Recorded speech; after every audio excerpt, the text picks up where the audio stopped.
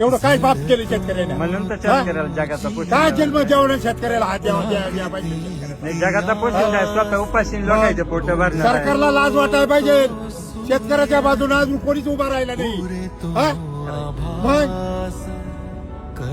फार बायांचे मंगळसूत्रे गाण ठेवून भांडवल उभं केलं.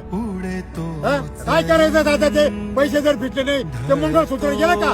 मग यानं ह्याचं औषध पिऊन हा? काय करायचं शेतकऱ्यांना?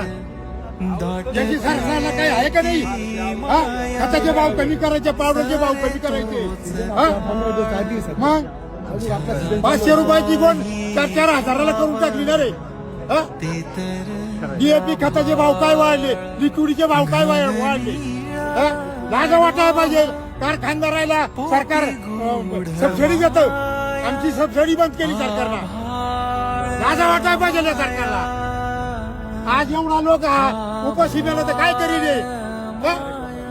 शेतकरी उद्या पुरीचे लग्न करायचे, पोराचे लग्न करायचे. काय करायचं शेतकऱ्यांना? हा सीझन गेल्यावर काय पुढं? बरोबर. कांदे गेले, कांद्यात रुपया झाला नाही. तांबट्या लावल्या जख मारून. बरोबर. मग भावाच्या लाजा वाटायला पाहिजे. तुम्ही खताचे पावडरचे भाव कमी करा ना कंपन्या खून.